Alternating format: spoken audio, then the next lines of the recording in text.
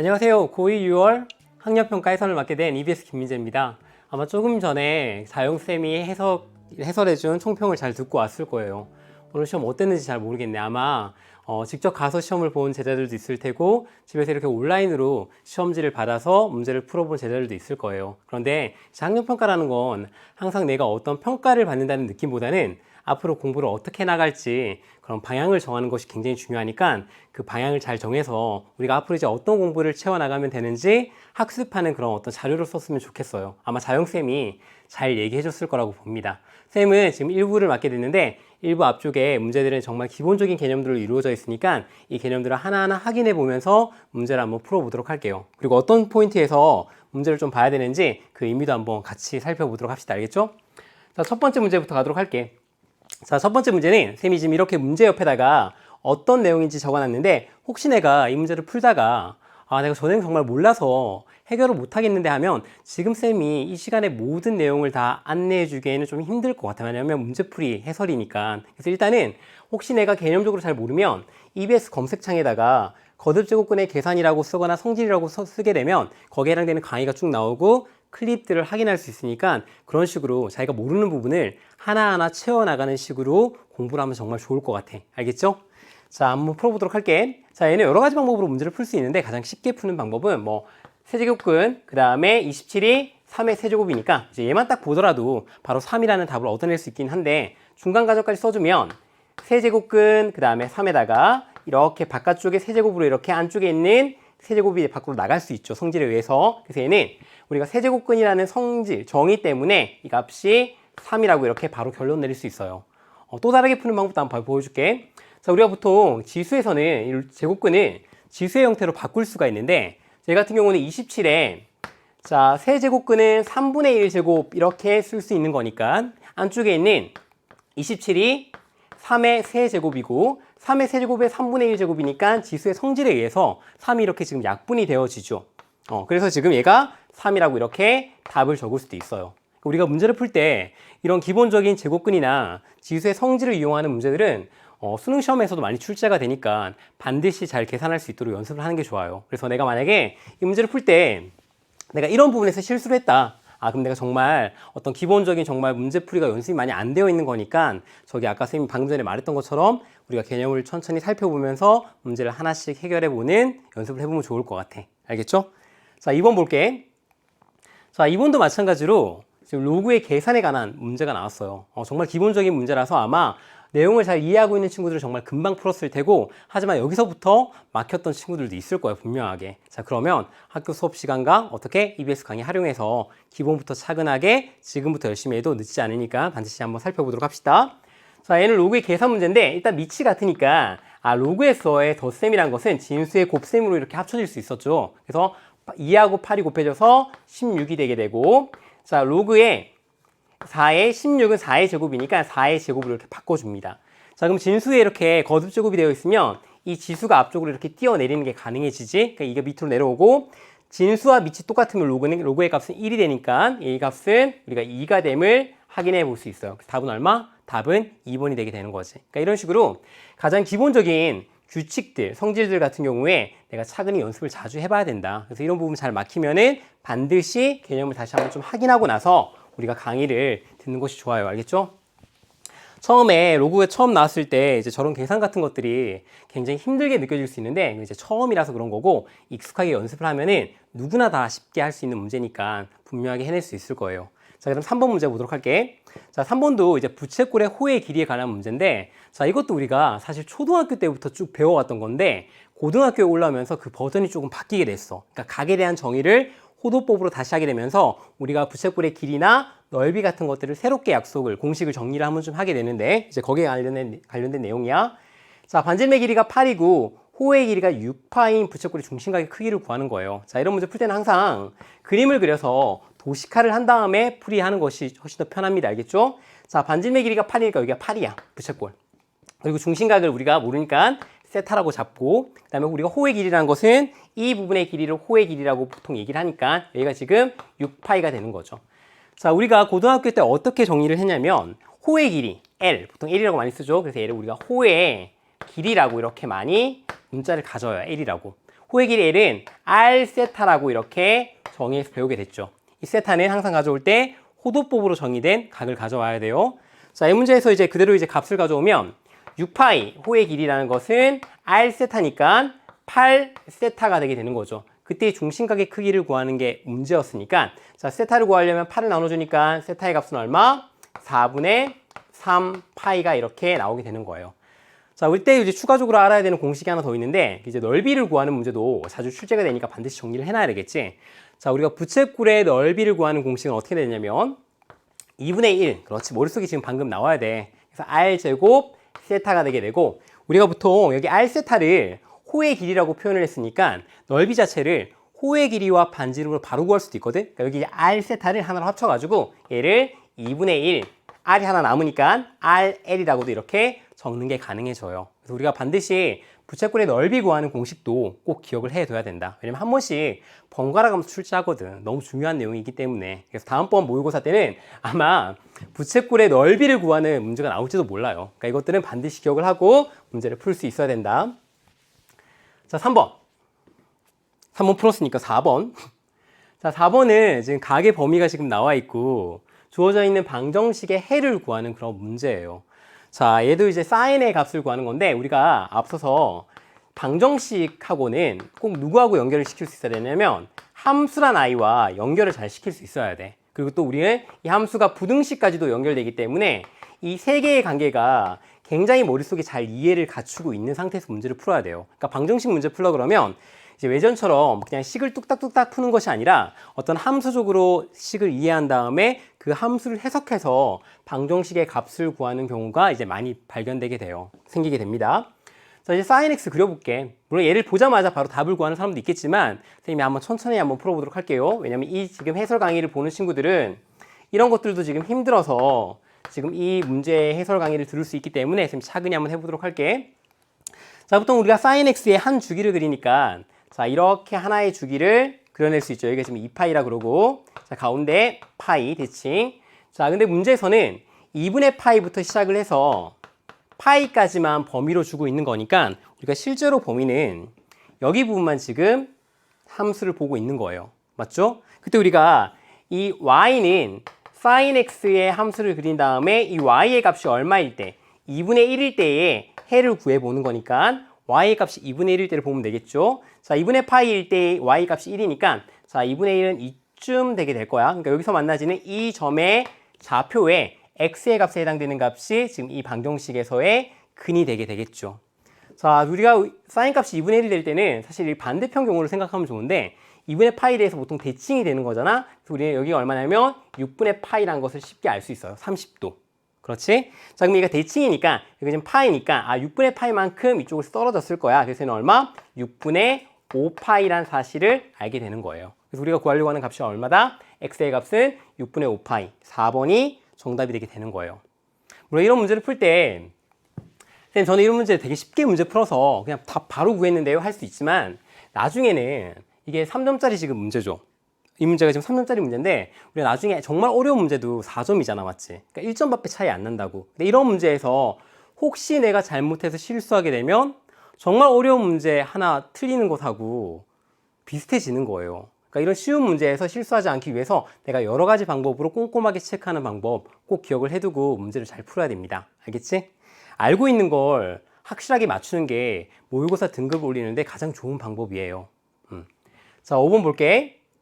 자, 5번은 상용 로그의 값을, 상용 로그 표를 보고 이제 구해내는 건데 얘는 이제 한 번 정도만 해놓으면 누구나 다 쉽게 할 수 있는 그런 형태의 문제예요. 근데 자주 출제가 되어지지 않는데 이제 이 범위에서 시험 범위에 들어갔기 때문에 지금 나와 있는 것 같아, 모의고사에서는. 자, 로그 32.4의 값을 위에 표를 보고 구하는 건데 우리가 보통 상용 로그 표를 이용할 때는 여기 진수의 값에 범위를 잘 살펴보는 게 중요해요. 진수의 값의 범위를 얼마로 좁혀야 되냐면 저 값을 1.00에서 그러니까 1.00에서 9.99로 만들어준 다음에 이제 이 표를 살펴봐야 되는데 쌤 여기 32.4를 물었는데 얘는 범위에 없잖아요. 그럼 어떻게 만들어요? 그때 우리가 상용 로그를 가져온 이유가 이 10의 거듭 제곱을 이용해서 저 숫자를 조정을 할 수 있어요. 어떻게 하냐면 이렇게 하게 돼 있지. 자, 로그 32.4라는 것은 우리가 이 수 배열은 그대로 유지하면서 이 사이에 있는 값으로 만들어주기 위해서 얘를 어떻게 바꿔줄 거냐면 이렇게 바꿔줄 거야. 자, 로그 10 곱하기 똑같은 수는이지만 3.24라고 적으면 자, 3.24에다 10을 곱해주니까 32.4가 나오죠. 하지만 우리가 얘는 저기 상용 로그표에서 찾아낼 수 있는 값이기 때문에 이용하게 되는 거지. 쌤, 그러면 여기 있는 10은 어떻게 되는 거예요? 10은 상용 로그에서 우리가 진수의 곱셈은 덧셈으로 분리할 수 있기 때문에 저 부분은 정수 형태로 바뀌게 되어 있어요. 한번 보도록 할게. 자, 로그 성질에 의해서 로그 10, 그 다음에 플러스 로그 3.24 이렇게 쓸 수 있죠. 근데 우리가 상용 로그는 밑에 미시 10이 생략되어져 있는 거니까 10의 10은 얼마? 1이 나오게 되는 거예요. 값이 1 플러스가 되게 되고 여기는 3.24는 저기 상용 로그표에서 찾아오면 되게 되는 거지. 자, 어떻게 찾는지 한번 보도록 할게. 자, 여기 앞쪽에 이 줄에 쓰여져 있는 게 첨수와 그러니까 점 뒤에 소수점 첫 번째 자리까지 나와 있는 거야. 그러니까 3.2니까 여기죠. 맞죠? 3.2 여기. 3.2 여기인데 자, 두 번째 자리를 의미하고 있는 게 바로 여기 있는 이쪽에 나와 있는 위쪽에 있는 표입니다. 지금 3.24니까 여기 4와 만나는 줄인 0.5105인데 여기 0.0이 생략되어 있는 거예요. 그래서 D는 값은 어떻게 되냐면 0.5105가 오면 됩니다. 그래서 더하면 값은 얼마? 1.5105가 정답이 되어서 답은 4번이 나오게 되는 거지. 예전에는 이제 상용 로그에 관한 문제가 굉장히 어렵게 많이 출제가 되었는데 요즘에는 이렇게 기본적으로 상용 로그표를 이용하거나 기본적인 계산을 하는 경우만 출제되기 때문에 너무 어렵게 공부할 필요는 없고 기본적인 표를 잘 이해를 하고 우리가 어떻게 주어진 상용 로그의 형태를 좀 변환할 수 있는가 10의 거듭제곱을 이용해서 그 정도만 공부를 해도 충분히 교육 과정에 맞춰서 학습을 할 수 있어요. 그러니까 우리가 너무 어렵게 공부를 하지 말자. 그러면은 실제로 교육 과정이 많이 바뀌었는데 예전의 문제 스타일을 아무리 공부해봤자 이제 그건 교육 과정이 바뀌어서 빠졌던 내용이기 때문에 출제가 되지 않아요. 그러니까 기본적으로 우리가 학습해야 되는 게 뭔지를 알고 공부를 하는 게 정말 중요해. 자, 6번 볼게. 자, 6번에 이렇게 세타의 값의 범위가 주어져 있는 상태에서 자, 코사인 세타가 지금 나와 있고 탄젠트 세타의 값을 구하는 경우인데 자, 이렇게 어떤 식을 변환해서 구할 때는 여러 가지 방법이 있는데 그 여러 가지 방법을 좀 보여주도록 이렇게 케이스별로 좀 나눠서 자, 아마 가장 쉽게 많이 해결했던 방법은 직각삼각형을 만들어 보는 방법으로 많이 문제를 풀었을 거야. 어떻게 풀었냐면 자, 주어져 있는 지금 각 자체의 범위를 한번 보게 되면은 우리가 원점이 있고 x축, y축이 있을 때 자, 파이보다 세타가 크고 2분의 3 파이보다는 작으니까 여기에 3, 4분면에 해당되는 제 3, 4분면에 해당되는 그런 각임을 알 수 있죠. 자, 그럴 때 우리가 얼싸탕코 맞지? 다 외우고 있지 이런 거. 그래서 여기는 탄젠트 값이 플러스가 되는 그런 4분면이에요. 그런 4분면. 그래서 우리가 마지막 구할 때 탄젠트 세타의 값을 구하는 경우니까 혹시나 문제를 우리 이런 문제 찍진 않았겠지만 1번, 2번, 3번을 답을 구하면 안 되는 거야 절대. 왜냐면 탄젠트 값이 기본적으로 음수가 나올 수가 없죠. 제 3, 4분면에서. 그러니까 찍어도 4번, 5번 중에 선택을 했어야 되는 거지. 물론 찍지 않았을 거라 믿어. 자, 그럴 때 우리가 코사인 세타의 값이 마이너스 5분의 4라고 지금 나와 있어요. 그럼 어떻게 구하냐면 코사인 세타의 값인데 여기서 직각삼각형 하나 만들어 보는 거지. 근데 코사인 세타는 빗변분의 밑변인 형태의 값이니까 우리가 직각삼각형을 만들 때도 이렇게 만들 수 있지. 자, 여기 빗변의 길이가 5고 그 다음에 마이너스 5분의 4니까 여기가 지금 4가 이렇게 되게 되는 거지. 그때 5분의 4인데 얘는 제 3, 4분면에 있는 각이니까 마이너스가 되어서 마이너스 5분의 4가 되는 거예요. 실제로 이 4는 X축의 입장에서 봤을 때는 음수 쪽으로 가는 거니까 실제 길이는 4지만 여기 좌표는 마이너스 4겠지. 이해가죠? 자, 그렇게 계산을 해보면 피타고라스 정리에 의해서 이만큼의 길이가 얼마 나오냐면 3이 나와요. 자, 이제 보도록 할게. 자, 여기는 직각삼각형에서 이용하는 이 각을 보게 되면은 탄젠트 세타의 값은 밑변분의 높이니까 얼마? 4분의 3인데 여기는 마이너스 4. 그 다음에 여기는 음수 쪽으로 y축이 또 음수로 내려간 거니까 마이너스 4분의 마이너스 3이 되어서 4분의 3이 나오는 거예요. 뭐 더 쉽게 하는 방법은 우리가 기본적인 값만 구한 다음에 부호는 얼싸탕코를 가지고 결정을 해주면 더 쉽게 찾을 수 있긴 합니다. 알겠죠? 그래서 이런 식으로 탄젠트 세타의 값이 4분의 3임을 확인해 볼 수 있어요. 선생님, 근데 이렇게 풀지 않고 좀 다르게 푸는 방법 없을까요? 케이스 2로 한번 보여주도록 할게. 자, 케이스 2는 어떤 경우냐면 우리가 식을 좀 활용하는 케이스인데 우리가 삼각함수 문제를 풀 때 항상 기본적으로 딸려오는 공식이 하나 있어. 걔가 바로 누구냐면 사인 제곱 세타 플러스 코사인 제곱 세타를 더한 두 개 더한 값이 항상 1이 되는 이 식이죠. 맞죠? 얘는 우리가 어떤 삼각함수 문제를 풀 때도 항상 기본적으로 사용할 수 있는 그런 식이에요. 세타가 어떤 가계냐에 상관없이 우리가 얘를 이용할 건데, 자, 문제에서 코사인 세타가 마이너스 5분의 4니까 대입해보면 사인 제곱 세타 플러스 제곱을 해주는 거니까 25분의 16이 바로 1이 되죠. 자, 그러면 사인 제곱 세타는 이항되면 25분의 9가 될 테고, 우리가 사인 세타의 값은 플러스 마이너스 5분의 3인데 원래라면 지금 세타의 범위 자체가 어떻게 나와 있어? 세타의 범위 자체가 파이보다는 크고 2분의 3 파이보다는 작으니까 이 값이 마이너스 5분의 3이 나오게 돼요. 이렇게. 됐지? 자, 그럴 때 우리가 탄젠트 세타의 값이라는 건 어떻게 구할 수 있지? 코사인 세타 분의 사인 세타라고 이렇게 구할 수 있는 거니까 지금 두 개의 값이 다 나와 있죠. 문제에서. 그래서 마이너스 5분의 4분의 그 다음에 마이너스 5분의 3이니까 이렇게 약분되어지고 마이너스는 플러스로 바뀔 테니까 값이 우리가 4분의 3이라는 사실을 알게 되는 거예요. 됐지? 쌤, 넌 되게 쉽게 문제 풀었는데 이렇게까지 식으로 문제 풀어봐야 되는 건가요? 생각할 수 있을 거야. 근데 하지만 우리가 문제를 봤을 때 어떤 아이디어가 생각날지는 잘 몰라요. 막상 시험할 때 내가 어떤 아이디어를 가지고 문제를 풀지는 시험 때마다 좀 달라질 수 있고, 최대한 좀 다양한 아이디어를 가지고 있어야지 여러 가지 활용되는 형태의 문제를 잘 풀 수 있기 때문에 같은 문제를 풀더라도 조금 더 방법을 좀 달리 해보는 것도 좋은 공부 방법이니까 참고하면 좋을 것 같아. 그리고 처음에 쌤이 했죠. 주어진 각이 얼사탄이니까 탄젠트를 구하려는 값은 무조건 플러스야. 알고 시작하면 혹시나 할 수 있는 실수를 방지할 수 있으니까 그런 것들은 자기만의 어떤 룰을 만들어주는 게 좋아. 그러면 그런 것들이 하나하나 쌓여서 사소한 실수들을 많이 방지할 수 있게 되는 거거든. 그런 것들이 수학 공부할 때 좀 작은 차이지만 큰 차이를 일으킨다. 알겠죠? 자, 그 다음 문제 볼게. 7번.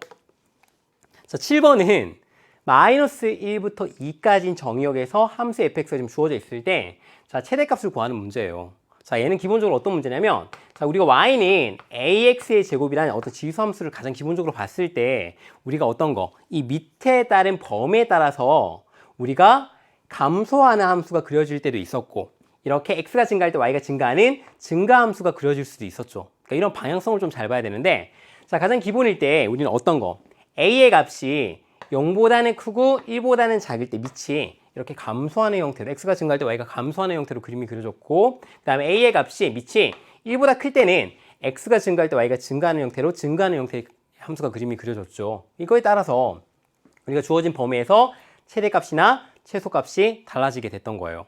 그럼 이 문제를 볼 때 가장 먼저 봐야 될 게 뭐겠어? 밑에 값이 어떤 값인지를 가장 먼저 살펴보는 게 지수함수와 로그함수에서는 가장 중요한 포인트예요. 가장 중요한 포인트.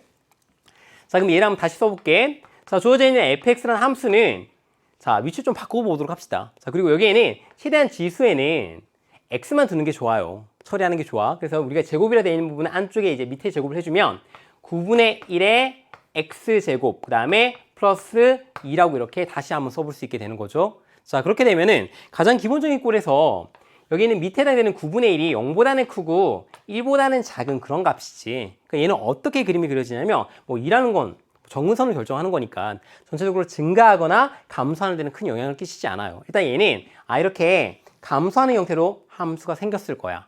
자, 그럴 때 우리는 마이너스 1부터 2까지인 거니까 x의 값이 마이너스 1일 때 좀 더 이 값이 어디에? 왼쪽에 있을 테고, 자, x가 2인 값이 여기에 위치하고 있을 거예요. 그럼 두 개의 함수값을 비교하면 당연히 x에 마이너스 1을 대입했을 때가 훨씬 크겠죠. 맞죠? 감소한 함수니까. 그래서 얘는 최대값은 얼마다? f에다가 마이너스 1, x에 마이너스 1을 대입한 값이 바로 최대값이 될 거야 라는 것을 확인해 볼 수 있게 되는 거예요. 자, 이 문제 조금 더 어려운 버전은 사실은 여기에 이제 미정 개수를 막 모르는 개수를 막 둬가지고 그런 개수를 하나씩 찾아낸 다음에 최종적인 정답을 구하는 케이스인데, 이번 시험에서는 앞쪽에 있는 문제들은 대부분 다 정말 기본적인 개념을 충실히 알고 있는가? 교과서에서 배웠던 개념들을 문제로 확인해 볼 수 있어? 딱 그 정도 수준에서 출제를 하신 것 같아. 근데 하지만 우리가 지금 모의고사만 그런 게 아니라 실제 수능에서도 앞쪽에 있는 내용들은 그렇게 어렵지 않아요. 그러니까 충분히 수학 포기하지 않고 기본적인 개념만 가지고 있더라도 맞출 수 있는 문제 많으니까 절대 포기하지 말자. 알겠지? 자, 마이너스 1 대입해 보면 2 플러스 대입해 보는 거예요. 여기 그냥 바뀐 식에다 대입해 볼까? 저기 위에다 하지 말고 그치? 자, 마이너스 1 대입하면 9분의 1에다가 마이너스 1제곱, 그 다음에 플러스 2라고 적을 수 있죠. 자, 9분의 1에 마이너스 1제곱은 역수가 되는 거니까 9 플러스 2가 되어서 정답은 얼마? 11이 나오게 되고 우리는 1번이 답이라고 체크를 해볼 수 있게 되는 거예요. 1번 정답이지? 자, 이렇게 쌤이 7번까지 풀었는데 쌤이 중간에 한 번씩 얘기해줬지. 쌤도 실수할 때 많았다고. 사실 쌤도 이 문제 지금 오늘 풀고 왔지만 중간에 한번 몇 번 실수한 적이 있었거든. 그러니까 계산하다가 한 번 풀기 좀 그래가지고 한 2번, 3번 이렇게 검토를 해볼 거 아니야, 맞지? 근데 2번 풀 때 답이 좀 다른 거야. 놀랬어, 그래서. 그러니까 이런 사소한 실수는 쌤도 좀 많이 하니까 우리 제자들도 꼼꼼하게 확인하는 습관, 쉬운 문제에서 드려야 된다는 거 잊으면 안 돼, 알겠지? 자, 8번 보도록 할게. 자, 8번부터 좀 지문이 좀 길어지기 시작했지. 좀 더 생각을 하거나 문제 형태를 좀 잘 봐야 되는 그런 문제가 출제된 거예요. 자, 8번 갈게. 자, 8번은 로그 함수의 그래프에 관련된 문제인데 쌤이 뒤에다가 이렇게 뭐 붙여놨지. 피처링 해준 애가 있어. 누구냐면 함수의 평행 이동이에요. 평행 이동. 우리가 고1 때 정말 중요하게 배웠던 개념 중에 하나가 함수의 평행 이동인데 얘를 많이 어려워하는 친구들이 많더라고. 이번 기회에 확실하게 정리를 좀 하고 쌤이 정리해준 내용만으로 좀 많이 부족하다 그러면 평행 이동이라고 이렇게 검색해봐. EBS 창에다가. 그러면 평행 이동에 관련된 개념 그 설명들이 쭉 나오게 되거든. 그 중에 하나만 클릭만 짧게 보더라도 우리가 평행 이동이 정확하게 뭔지 확실하게 이번 기회에 확인하고 갈 수 있으니까 그런 빈 부분들 꼭 채워놓고 가야 됩니다. 알겠죠? 자, 어떤 건지 봐줄게. 자, 우리가 고1 때 배웠던 내용 중에 가장 중요한 내용 중에 하나가 바로 평행 이동이야. 평행 이동. 평행 이동. 자, 이 평행 이동은 크게 두 가지가 있는데 어떤 게 있냐면 점에 관련된 평행 이동이 하나 있고 이 함수에 관련된 평행 이동이 하나 있어. 자, 평행 이동 시켰으니까 가장 기본적으로 우리가 x축에 대해서 어떻게 해? 그러니까 x축에 대해서 만약에 a만큼 움직였다. 평행 이동했다. 그다음에 또 y축에 대해서는 b만큼 평행 이동했다. 이런 식으로 문제가 나와 있을 거란 말이야. 그럼 점은 어떻게 되냐면 만약에 점이 x, y라고 주어진 점이 있을 때는 점은 어떻게 이동하냐면 우리가 생각하는 그대로 a만큼 b만큼 이렇게 움직여주면 돼. 그래서 어떻게 되냐면 x 플러스 a, y 플러스 b가 되는 것이 맞고 함수라는 것은 우리가 주어진 함수가 f, x, y는 0 이렇게 주어져 있는 어떤 함수가 있겠지? 자, 있을 때 x자리 대신에 뭔가 대입을 해줘야 되는데 이때 조금 우리가 생각하는 것과 좀 달라. 얘는 x자리 대신에 x-a를 대입해주고 y자리 대신에 y-b를 대입해서 함수의 평행 이동을 정의하게 돼요. 됐죠? 그래서 우리가 이 문제에서는 함수의 평행 이동을 지금 다루고 있기 때문에 지금 방금 아래쪽에 선생님이 사용했던 저 식을 이용해서 문제를 풀 수 있어야 되겠지. 지금부터 한번 가볼게. 자, 주어져 있는 어떤 함수가 있는데 x축의 방향으로 a만큼, 그러니까 x자리 대신에 누굴 대입해? x-a를 대입해주고 자, 그 다음에 y축의 방향으로 1만큼이니까 y자리 대신에는 그렇지 y-1을 이렇게 대입해주면 문제가 끝나. 그대로 한번 넣어줄게. 자, 그대로 넣어주면은 y-1은 그 다음에 로그 2에 자, 가로 꼭 해야 되지. 그래서 x-a라고 이렇게 적을 수 있게 되는 거지. 자, 이렇게 평행 이동되어진 그래프가 누굴 지나? 점 9,3을 지난다고 했어. 자, 지난다는 얘기는 그대로 대입했을 때 만족해준다는 얘기니까 그대로 식에다 넣어주면은 자, y자리에 3 넣어주니까 2는 로그 그 다음에 2에 자, x자리 9 넣어주면 9-a가 되는 거지. 자, 밑이 어떻게 돼? 밑이 밑으로 가는 거니까 자, 9-a라는 것은 2의 제곱이니까 얼마? 4가 되게 되는 거지. 그래서 우리가 찾고자 하는 a의 값은 얼마다? a의 값은 5가 나오게 되는 거예요. 네, 상수 a는 얼마? 답 1번 5가 나오게 되는 거지. 자, 우리가 처음에 그래서 가장 기본적으로 함수의 평행 이동은 정말 우리가 너무 앞으로 자주 만나게 되는 아이거든. 그러니까 이런 부분 빠뜨리면 안 돼. 수학 공부할 때 가장 힘든 점이 뭐냐면 내가 앞에서 배웠던 내용들을 잘 모를 때거든. 왜냐면 뜬금없이 진짜 훅 들어온다, 훅 그냥 예고도 없이. 그러니까 문제 공부하다가 내가 지금 로그 잘 배웠어. 그러니까 문제도 좀 풀 수 있겠지라고 마음 먹는데 갑자기 훅 고1 때 걸 물어보는 거야, 이렇게 시험 문제에서. 그러니까 되게 당황하잖아, 맞지? 그래서 우리가 수학은 어떤 과정에서 공부하냐면 좀 불친절한 아이야. 이전에 배웠던 건 100% 이해했지? 그러니까 지금부터 그거 다 알고 있다고 생각하고 쭉 나간다, 나는. 다 이해 못했는데, 나는. 맞지? 그래서 그런 것들은 반드시 나올 때마다 꼭 확인하고 가는 거. 잊으면 안 돼, 알겠지? 그렇게 되면 내가 앞선 내용에서 좀 부족하더라도 충분히 보완하면서 공부할 수 있게 되는 거니까 그렇게 차곡차곡 쌓아가는 느낌으로 공부를 할 수 있어야 돼. 자, 문제 9번 보도록 합시다. 자, 문제 9번은 지수함수, 로그함수인데 이제 교점에 관한 이해를 좀 잘해야 돼. 굉장히 쉬운 문제거든. 풀 때는 쉬운데 이걸 좀 이해가 안 되는 사람들은 문제를 계속 읽어보게 되는 이제 그런 형태의 문제가 되게 되는 거야. 한번 보도록 할게. 자, 함수가 지금 나와 있는데 y는 2x제곱 마이너스 1의 그래프의 점근선이야. 자, 우리가 지수함수가 지금 나와 있을 때 얘가 어디에 점점 근접해가를 보는 거지, 맞지? 그때 보통 이렇게 지수라고 되어 있는 부분에서 x가 무한히 키우거나 무한히 작게, 그러니까 x의 값을 음수 쪽으로 쭉 갔을 때 이 값이 0으로 가는 걸 확인해 볼 수 있거든. 0에 근접해 가는 걸. 그러니까 얘는 점근선이 어떻게 되는 거야? y는 마이너스 1이 바로 점근선이 되어지지. 점점 근접해 가는 선. 자, 그때 함수 y는 로그 2의 x 플러스 k 그래프가 만나는 점이, 그러니까 이 점근선과 이 함수가 만나는 점, 교점이 바로 y축 위에 있다는 거지.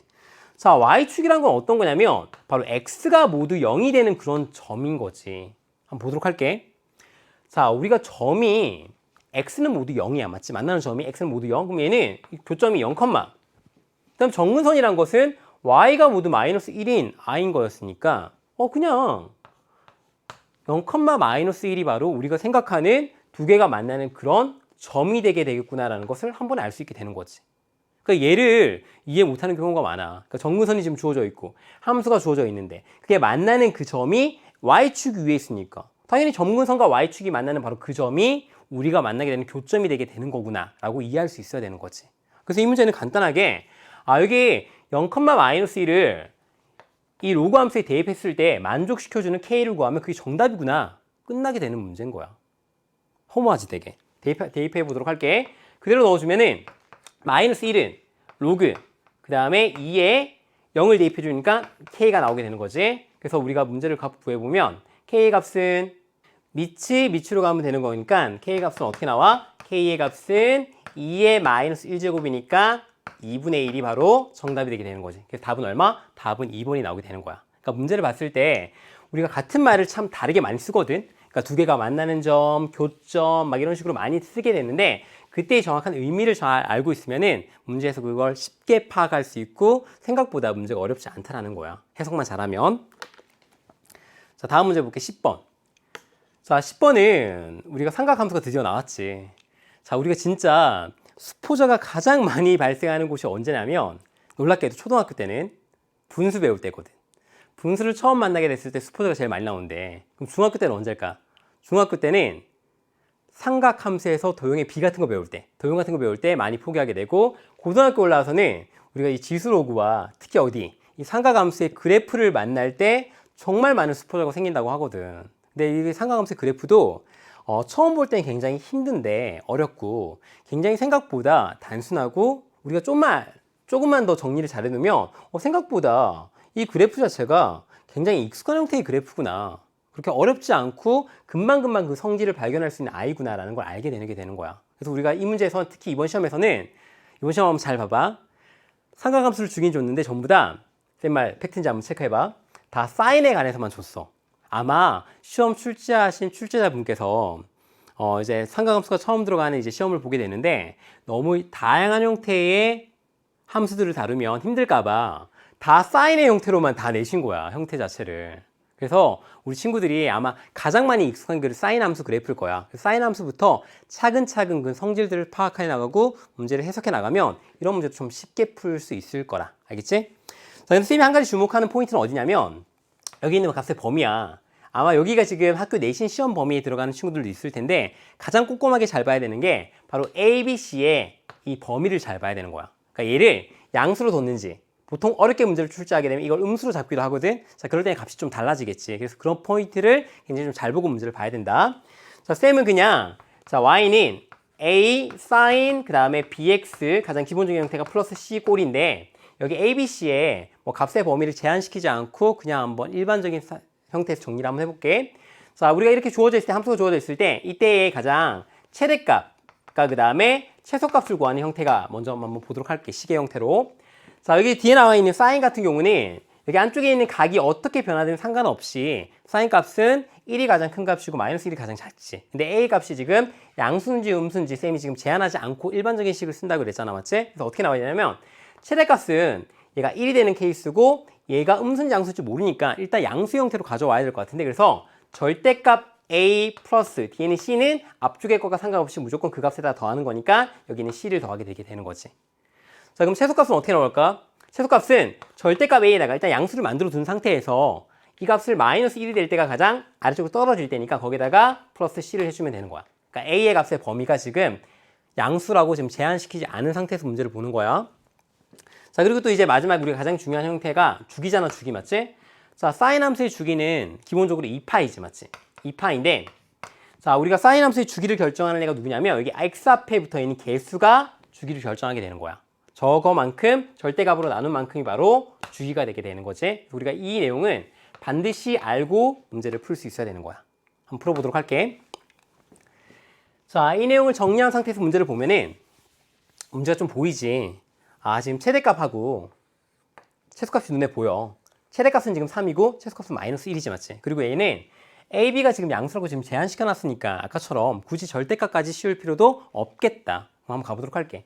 자, sin bx가 1이 될 때가 가장 최대값 나올 것 같으니까 A 플러스 C의 값이 바로 얼마다? 바로 3이라는 사실을 알게 되고, 또 마이너스 A 플러스 C의 값이 최소값인 마이너스 1이 나옴을 확인해 볼 수 있게 되겠지. 그러니까 이 연립방정식만 문제를 풀면은 A와 C는 답을 찾게 되는 거야. 자, 위아래를 더해주면 2C는 2가 나올 테고 C 값은 얼마? 1이 나오게 되는 거지. 자, C 자리에 1을 대입해주면 A 값 얼마 나와요? A의 값은 2가 나오게 되는 거예요.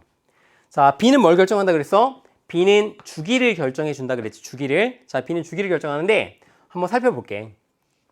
사인 함수니까 꼭 이렇게 시작해서 이렇게 끝내야 될 것 같은데, 그러니까 가장 많이 생각하는 게 이런 형태의 모양이잖아, 맞지? 하지만 꼭 이런 형태의 모양은 아니야, 주기를 결정할 때.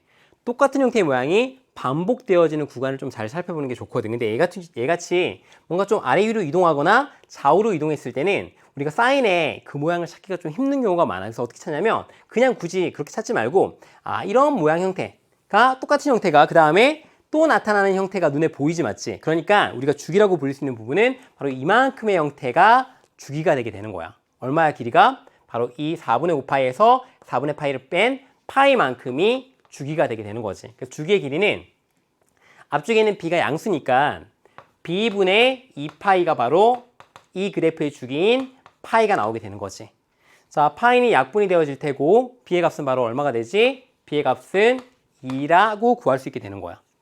자, 그때 우리가 최종적으로는 a, b, c를 더하는 거니까 a, b, c를 모두 더하면 어떻게 나와요? 다 값을 더해주면 값이 5가 나오게 되죠.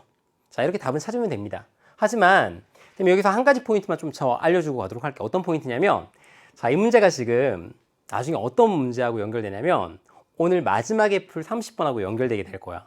30번하고. 한번 봐봐. 우리가 그냥 사인 함수를 그렇게 생각하지 말고, 사인 함수는 어떤 축을 중심으로 위아래로 이렇게 진폭이 벌어지게 되는데 최대값하고 최소값이라고 불리는 것에 중점에 해당되는 거. 얼마야? 여기서는 지금 y의 값이 1일 때가 바로 이 선이, 바로 직선이 이 두 개를 위아래를 결정하는 폭을 결정하게 되는 거야. 그러니까 얘가 올라간 만큼 떨어지게 되고 이런 식으로. 그러니까 중요한 게 y는 1이라는 선을 기준으로 위아래로 이렇게 똑같이 폭이 넓혀지게 되는 거지. 그러니까 우리가 가장 먼저 그릴 때, 사인 함수를 그릴 때 이 가운데 중간에 오는 x축이란 평행의 이 선을 잡는 거야. 얘를 그리고 나면 그래프를 그리기가 훨씬 더 편해지고 문제를 이해하기도 좀 편해지거든. 그 얘를 중심으로 또 얼마만큼 올라간지 보면 처음에 a sin bx지만 이 a 값도 처음 0으로부터 이만큼 올라가 있으니까 a 값은 바로 2야. 이렇게 바로 추측하는 것도 가능해지거든. 그러니까 이런 식으로 좀 더 다양하게 그래프를 이해할 수 있어야 된다. 알겠죠? 그래서 우리가 사인 함수를 단순하게 식으로만 너무 풀려고 하지 말고 그래프의 성질 같은 것들을 그래프를 보고 우리가 이해하고 해석할 수 있을 때 문제를 보는 눈이 좀 더 넓어지게 되거든. 이제 그런 것들을 좀 많이 해야지 나중에 어려운 문제 갔을 때도 그걸 그래프를 해석할 수 있게 되는 거야. 알겠죠? 자, 다음 11번 문제. 자, 11번 같은 경우는 이제 가장 기본적으로 이제 로그의 정의를 쓰는 문제인데 아마 로그의 정의를 쓰고 좀 헷갈렸던 친구도 있을 거야. 얘를 막 여기에 먼저 대입해보거나 이제 그럴 수도 있거든. 자, 그럼 좀 훨씬 더 어렵게 문제를 푸는 케이스야. 얘는 주어져 있는 식 자체를 그냥 바로 풀어낼 수 있기 때문에 마지막 값이랑 비교를 해보는 게 가장 빠른 풀이 방법이다. 알겠죠? 자, 로그의 정의를 쓰게 되면 x라는 것은 로그. 자, 밑으로 가니까 8에 18이 되게 되는 거지. 자, 그때 우리가 주어진 걸 보니까 자, 로그의 밑이 지금 2로 지금 되어 있지. 지금 저기 나와 있는 값에다가 최대한 맞춰봐야 되는 거야. 그럼 우리 어떻게 바꾼다? 아, 여기 지금 주어져 있는 값들을 밑이 2인 어떤 지수의 형태로 바꿀 수 있지 않을까를 고민해 보게 되는 거지. 자, 8은 어떻게 되는 거야? 8은 2의 세제곱. 자, 여기 18 같은 경우는 2 곱하기 3의 제곱이라고 이렇게 쓸 수 있게 되는 거지. 자, 그때 우리가 좀 분리를 해주면은 자, 로그는 진수의 곱셈은 이렇게 찢어 놓을 수 있는 거니까 자, 로그 2의 세제곱 2, 그 다음에 플러스 로그 2의 세제곱 3의 제곱 이렇게 쓸 수 있을 거야. 그때 우리가 여기 밑에 있는 이 거듭제곱도 앞쪽으로 이렇게 빼는 게 가능했죠. 빼는 게. 근데 우리가 밑에 있는 거듭제곱 같은 경우는 분모에 썼고 여기 진수에 있는 거듭제곱은 분자에 적었죠. 이제 그걸 기억하면은 이 문제를 쉽게 좀 해결할 수 있게 되는 거예요. 이렇게 떨어지니까. 자, 식을 한번 다시 써보면은 값 써보면은 자, 3이 이제 분모로 가니까 3분의 1. 근데 얘는 로그 2에 2니까 밑과 진수가 똑같으니까 1이 되게 되겠지. 그래서 3분의 1 플러스. 자, 얘는 분모로 3이 가고 분자로 2가 떨어지니까 3분의 2 로그. 그 다음에 2의 3이라고 이렇게 적을 수 있게 되는 거야. 자, 이렇게 최종적으로 구한 이 x의 값이랑 주어져 있는 x의 값을 비교를 하면 되겠지. 자, 3분의 1 똑같으니까 잘 구한 것 같다. 그리고 로그 2의 3도 여기 뒤편에 똑같이 맞춰져 있는 경우니까 우리가 k의 값이 얼마다? k의 값이 3분의 2라고 이렇게 바로 구하는 게 가능해지는 거예요. 답은 얼마? 답은 5번. 근데 가끔 문제를 풀다 보면 여기 최종적으로 구한 이 값이랑 조금 다른 경우가 생길 수도 있어. 그러면 우리가 식의 형태를 최대한 우리가 알고자 하는 부분을 같게 만들어 준 다음에 변형을 시켜서 k의 값을 구할 수 있겠지. 근데 지금 이 문제에서는 좀 쉽게 문제를 출제하신 것 같아. 이 경우에도 좀 더 문제를 어렵게 출제하려면 우리가 최종적으로 보통 구해주는 이 값이랑 주어진 값을 좀 다르게 만들 수 있거든. 자, 그러면은 우리 어떤 좀 조작을 좀 더해줘가지고 저 k의 값을 다시 한번 좀 찾아내줘야 되겠지. 이제 그런 과정을 거치게 되게 되는 거야. 자, 12번 볼게. 자, 12번은 이제 우리가 부등식 문제인데 지수함수를 포함하고 있는 어떤 부등식 문제지. 자, 어떤 꼴이냐면 우리가 a에 x제곱이 포함되어져 있는 부등식 문제를 푸는 케이스야. 자, 이때는 가장 중요한 게 우리가 ax제곱을 바로 문제를 해결하는 게 좀 힘들기 때문에 얘를 치환하게 되는 이런 식으로 다른 문자로 우리가 치환을 할 때 가장 중요한 포인트가 있는데 어떤 포인트냐면 우리가 치환한 문자의 범위를 생각을 하는 거야. 범위. 이거 정말 중요해. 그러니까 우리가 치환을 하고 난 다음에 이 t라는 문자가 모든 값이 되는 건 아니거든. 이 범위가 제한적으로 주어질 때가 있어. 그때를 반드시 잘 기억을 해야 돼. 자, 이 문제가 바로 그런 문제인데 자, 이 문제를 볼게. 중간에 여기에 뭔가 좀 숨겨져 있는 것 같은데 2의 x제곱이 뭔가 좀 보이지. 얘가 안 보인다 그러면은 진짜 우리가 지수함수 부분에서 다시 한번 좀 책을 좀 봐야 돼. 반성하고 진짜 이건 반성해야 돼. 자, 문제를 볼게. 자, 여기는 지금 어떻게 되어 있냐면 2의 제곱에 x제곱 그 다음에 마이너스 10 꼼꼼하게 적을게. 2의 x제곱 플러스 16이 0보다 작거나 같다 이렇게 지금 식이 주어져 있는 경우지 맞지? 지금 여기 있는 4를 2의 제곱으로 바꾼 거야. 여기에 거듭제곱의 거듭제곱은 그 위치를 바꿀 수가 있었지. 이렇게 위치를 바꾸는 게 가능하단 말이야. 두 개를. 자, 그렇게 되면 얘는 이 부분만 보면은 2의 x제곱의 제곱이지. 그럼 우리가 2의 x제곱이 뭔가 이렇게 쭉 여러 번 나오는구나 라는 걸 확인해 볼 수 있게 되겠지. 그래서 우리는 문제에서 2의 x제곱을 어떻게 바꾼다? t라는 문자로 한번 치환해 볼까? 라고 생각해 보는 거야.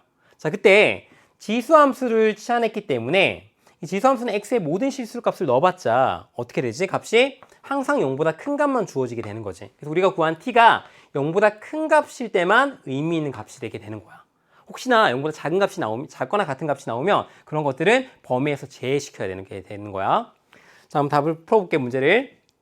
자, 2x제곱을 치환해주면은 t제곱, 그 다음에 마이너스 10t, 그 다음에 플러스 16이 0보다 작거나 같다. 이렇게 나오지?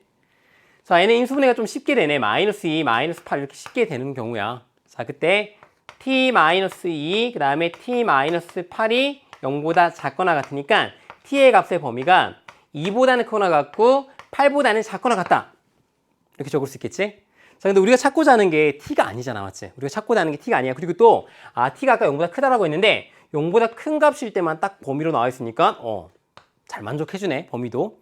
자, t 대신에 우리가 2의 x제곱을 넣어주면은 비교해주면 되겠지? 근데 이 문제 같은 건 좀 쉬워. 왜냐면 양쪽에 주어져 있는 값이 2의 거듭제곱으로 지금 나와 있지. 이 같은 경우는 얼마야? 2의 1제곱이라고 쓸 수 있고 8은 2의 세제곱이라고 쓸 수 있는 경우니까 이 x의 값의 범위가 밑이 지금 똑같으니까 바로 한 번에 쓸 수 있지. 1보다 크거나 같거나 3보다 작거나 같다 이렇게. 맞아요?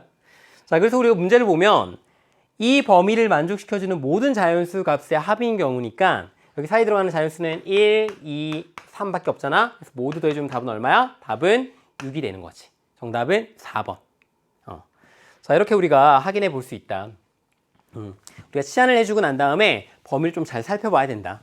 그리고 이 문제는 치환하는 문제 중에 좀 쉬운 문제로 출제되어서 우리가 굳이 범위까지는 이렇게 문제가 안 됐지만 가끔씩 어렵게 문제를 출제하게 되면 저 범위가 정말 발목을 잡을 때가 있거든.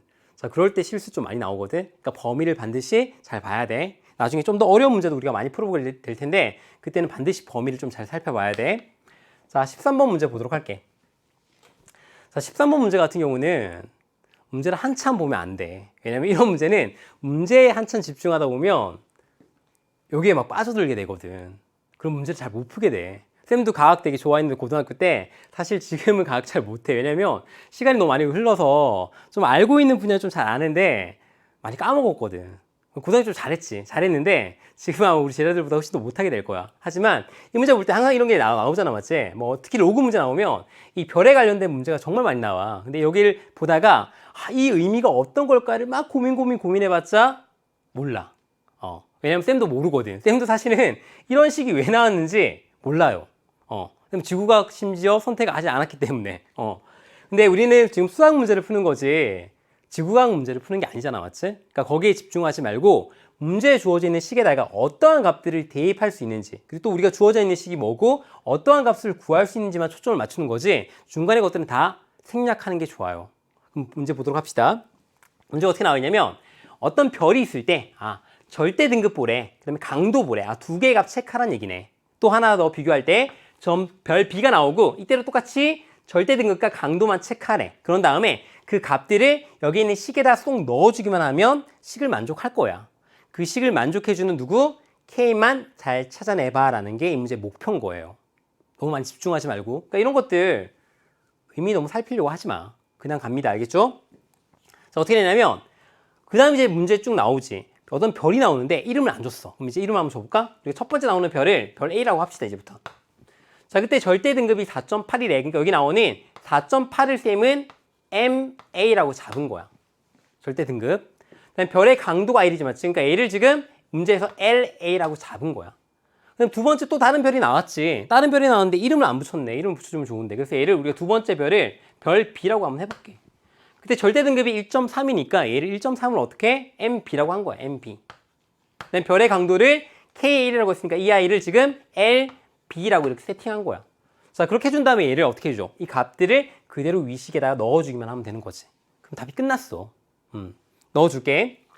자, MA 대신에 4.8 넣으면 4.8 마이너스. 그 다음에 여기에 MB가 1.3이니까 1.3 빼주네. 자, 그게 같대. 뭐가 같아? 마이너스 2.5. 마이너스 2.5.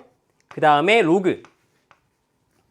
그 다음에 LA가 지금 그냥 L이지, 맞지? L 나누기. 그 다음에 LB에 해당되는 값이 지금 KL이라고 지금 나와 있어. KL 적어주는 거야. KL. 자, 여기 보면은 우리가 많은 문자가 있는 것처럼 눈에 보이지만 실제로는 K밖에 없지. 왜냐면 여기 L은 약분되어지잖아. 공통으로 있으니까. 그리고 로그는 문자 아니잖아, 맞지? 그래서 나머지 다 숫자고 K만 구할 수 있도록 지금 식이 세팅되어져 있는 거야. 그러니까 겁먹을 필요 없는 거지. 한번 계산해 볼게. 자, 지금 우변 계산하면 얼마 나와? 3.5는 마이너스 2.5 그 다음에 로그 여기 K분의 1 나오게 되는 거지. 근데 우리가 K분의 1 같은 경우는 K에 마이너스 1제곱이잖아. 그래서 여기 있는 마이너스 1이 밑으로 이렇게 퐁당 뛰어내려서 여기 지금 플러스 값으로 바뀌게 되게 되는 거야. 그럼 식을 한번 다시 적어볼게. 자, 로그 K라는 것은 자 2.5를 나눠주면 자 0.5로 지금 위아래 약분될 수 있지. 그래서 5분의 7이 나오게 되고 5분의 7. 자, 우리가 원하는 K의 값은 밑이 밑으로 가면 되는 거니까 여기 밑이 지금 상용 로그니까 생략되어져 있는 거지. 그래서 우리가 구하기로 하는 K는 10의 5분의 7제곱이 바로 정답이 되게 되는 거야. 답은 얼마야? 답은 저게 4번이라고 지금 나와 있게 되는 거지. 자, 이렇게 답을 찾을 수 있다. 자, 쌤이 이번 시험 문제 봤을 때 왜 이게 어려운 시험 문제가 아니라고 좀 느꼈냐면 보통 이렇게 13번 문제가 이렇게 간단한 형태로 주어질 때가 잘 없어. 그러니까 보통 일반적으로는 두 개의 식을 좀 사용을 한다거나 조금 더 복잡한 형태를 둬서 문제를 이렇게 연립을 하거나 다시 한번 좀 풀게 만들어주는 문제들이 많은데 이번 시험에서는 이런 문제도 좀 쉽게 출제를 했거든. 아마 이번에 6월달 모의평가 준비를 하면서 작년에 기출 풀어본 제자들 많을 거야 아마. 작년에는 어떻게 나왔어? 선배들은 가나가 쪼개져 있었거든. 그래서 가는 좀 더 어렵고 나는 조금 더 평이한 수준의 형태의 문제를 냈는데 아마 두 개가 지금 이렇게 합쳐지게 되면서 우리 공통교육과정으로 배우는 경우니까 지금 2학년은 문제 형태를 최대한 좀 낮추어서 나의 형태로 좀 이렇게 맞춘 것 같아. 만약에 가아 시험 문제였다면 훨씬 더 어렵겠지. 작년에 쌤이 가아형을 해설을 했었는데 그때 작년에 부산시 교육청 문제가 굉장히 어려웠고 마지막 문제가 진짜 힘들었거든. 아마 이 해설 강의 들으면서 혹시 궁금한 제자들은 작년 시험 문제 한번 도전해봐. 그러면 가형 풀 때 아마 깜짝 놀라게 될 거야. 올해 시험 보고 그거 보면.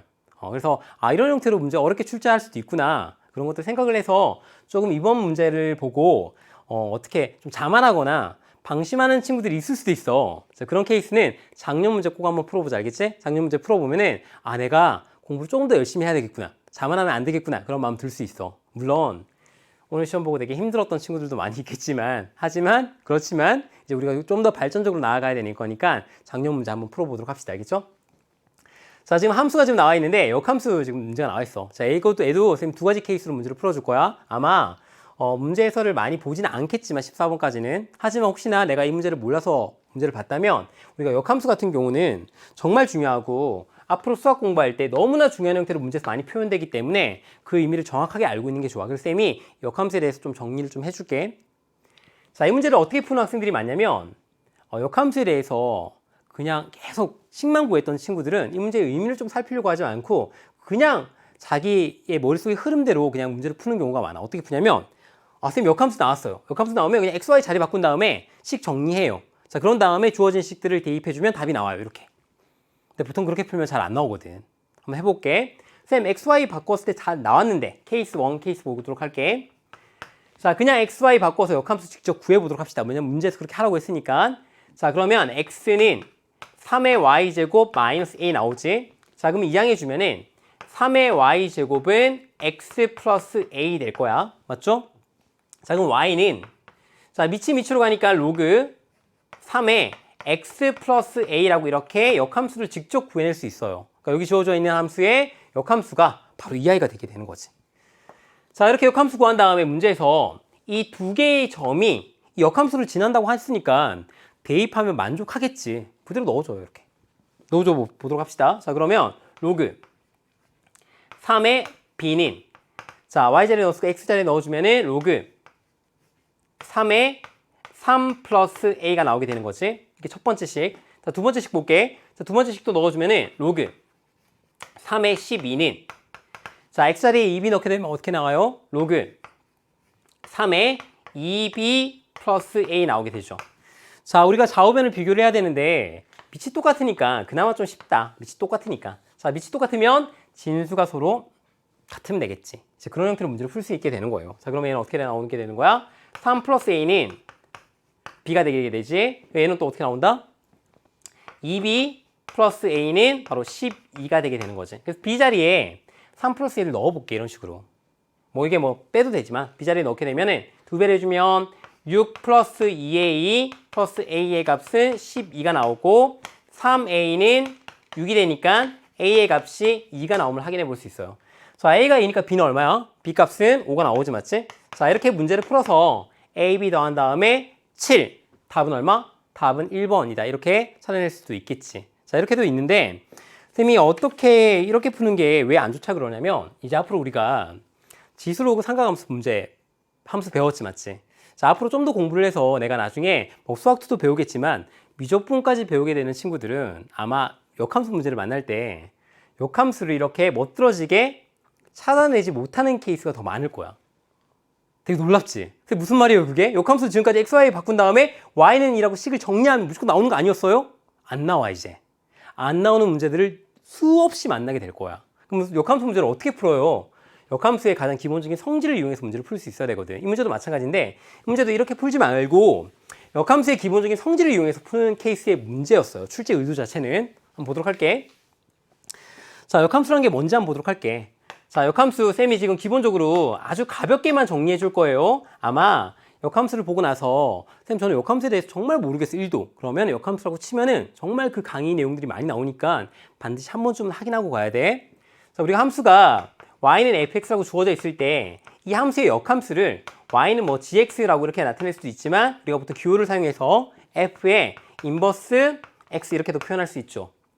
자, 이렇게 역함수가 주어졌을 때 어떤 성질을 만족해 주냐면 우리가 어떤 f라는 함수에 a를 대입했을 때 b가 나온다는 뜻은 우리가 역함수의 관계 때문에 이 지함수, 그러니까 역함수에다가는 바로 xy 자리를 바꿔서 b를 대입했을 때 a가 나온다는 이런 가장 기본적인 강력한 성질을 이용할 수 있다는 거예요. 역함수의 성질. 정의 겸 성질이죠. 맞죠? 자, 그리고 또 어떤 게 있냐면 우리가 보통 역함수를 구해낼 수 없는 케이스가 많다 그랬지. 근데 문제에서 어떤 걸 많이 물어보냐면 역함수와 원래함수의 교점 같은 걸 구해내라는 문제를 정말 많이 출제를 해요. 그런데 역함수를 못 찾는데 어떻게 역함수의 교점을 구할 수 있어? 라고 생각할 수 있잖아. 그런데 그래프는 y는 x에 대해서 어떻게 돼? 역함수끼리는 대칭되는 관계를 만족해줘요. 자, y는 x의 대칭이기 때문에 두 역함수와 원래함수의 교점이란 거는 반드시 누구와의 교점도 되냐면 y는 x와의 교점도 만들어지게 되는 거예요. 그래서 우리는 이 y는 x라는 이 직선과 원래함수와의 어떤 교점 같은 것들을 이용해서 문제를 많이 풀어냈죠. 지금 문제는 여기까지는 안 갔어. 그러니까 이 교점을 찾는 이런 문제까지는 아니지만 우리가 실제로는 이런 형태의 문제도 정말 많이 출제가 되어진다. 그럼 이 문제에서는 역함수의 가장 기본 성질을 이용해서 방금 전에 문제 풀어봤지만 똑같은 형태의 흐름으로 한 번 더 풀어보도록 할게. 그렇게 한번 문제 풀어볼게. 자, 그때 어떻게 문제 풀 수 있냐면 자, 이 역함수를 직접 구하지 말고 이 역함수가 이 두 점을 지나니까 원래 함수는 어떻게 점을 지나게 되냐면 xy 자리를 바꾼 로그 3b, 3하고 그 다음에 로그 3, 12, 2b를 통과한다는 걸 알 수 있어. 그러니까 이렇게 xy를 바꾼 이 두 개의 점이 누굴 통과해? 원래 주어져 있는 이 함수를 통과한다는 거야. 그럼 저기에 대입했을 때 만족을 해주겠죠. 그러니까 굳이 어차피 대입을 할 거 역함수를 구해내는 그 과정을 하나 뛰어넘게 되게 되는 거야. 그나마 좀 시간을 좀 절약할 수 있겠지? 자, 그대로 넣어줄게. 자, 그대로 넣어주면 3은 자, 3의 로그 3의 b 제곱 마이너스 a가 되게 되는데 이때 정말 중요한 식이 하나 나와. 누구냐면 바로 얘를 정리하는 거야. 우리가 어떤 경우냐면 a의 로그 bc 제곱이라고 이렇게 주어진 케이스인데 물론 뭐 로그의 성질을 다 만족하게끔 이 문자들이 주어졌다고 생각을 할게 기본적으로. 자, 그때 어떻게 식을 바꿀 수 있냐면 여기 a와 b가 이 진수의 위치를 바꾸는 게 가능해져. 근데 이거 왜 바꿔요? 바꾸는 가장 큰 이유는 여기 밑이 진수로 올라갔을 때 여기는 b와의 어떤 거듭제곱 관계를 만족했었을 때 이 로그를 없앨 수 있는 그런 식 변환이 가능해지기 때문인 거야. 지금부터 한번 해볼게. 자, 여기 지금 3가 b의 위치를 이렇게 교체해 줄 수 있지. 스위치. 자, 그러면 3이 여기 위로 올라가면 로그 3의 3이니까 로그가 사라지고 1로 바뀌지 맞지? 그러니까 식이 엄청 간결하게 변환이 되는 거야. 그래서 얘는 3은 b가 떨어지니까 b의 로그 3의 3은 1이고 1제곱 마이너스 a 이렇게 식이 바뀌게 되겠지. 자, 두 번째 거 한번 대입해 볼게. 그대로 넣어주면은 이 b는 3의 로그 3의 12, 그 다음에 마이너스 a 이렇게 나오게 된다. 자, 그럴 때 얘로 똑같이 두 개가 위치를 자리를 바꿔주게 되면은 이 b는 자 12의 로그 3의 3이니까 로그 3의 3은 1이지 맞지? 그래서 12 마이너스 a라고 나오게 되는 거야. 자, 이렇게 식이 정리가 되면 양쪽으로 한번 정리를 해볼게. 아까 똑같은데 자, 쟤는 첫 번째 거는 a는 b 마이너스 3이 나오게 되고 얘도 정리를 해주면 a는 12 마이너스 2b 나오게 되겠지? 자, 연립방정식은 사실 자기가 원하는 대로 아무렇게나 풀면 돼, 알겠지? 쌤이 이렇게 풀었어. 자, a 자리 그대로 넣어주면 b 마이너스 3은 12 마이너스 2b가 되게 되고 이항해주면 3b는 15니까 b 값이 5 나오지. 자, b 값이 5니까 a 값 얼마 나와? 2 나오지. 아까와 똑같은 값이 나오는 게 맞고 자, a, b를 더해주면 답이 얼마다? 1번 똑같이 나옴을 확인해 봤어. 자, 어때요? 문제 이렇게 봤는데 자, 문제 14번 같은 경우에 들어왔을 때 좀 놀라는 친구도 있을 거야. 쌤, 되게 14번 문제 좀 쉬운데 해설이 왜 저렇게 길까? 쌤, 중요하게 말한 부분이 있지. 아마 지금 이렇게 수원 수트만 공부를 하고 학통으로 이렇게 마무리하는 친구도 있겠지만 미적분까지 이렇게 쭉 이어서 공부를 하는 친구들도 많을 거야. 그 친구들은 역함수 문제가 나왔을 때 역함수를 직접 찾는 게 이제부터는 어려울 수 있다. 그렇기 때문에 우리가 역함수의 성질 같은 것들을 충분히 잘 활용해서 문제를 풀어봐야 되겠다. 여기에 초점을 맞추고 문제를 공부를 해 나가면 훨씬 더 다양한 형태로 문제들을 바라볼 수 있을 거야. 알겠죠? 자, 2부는 샤방한 우리 자영쌤이 함께 해주실 겁니다. 그리고 나서 쌤이 3부, 이제 우리가 가장 힘들어하는 29번, 30번을 한번 끙끙대면서 한번 문제 풀어보도록 할게. 알겠지? 자, 쌤 3부에서 만날게요. 안녕.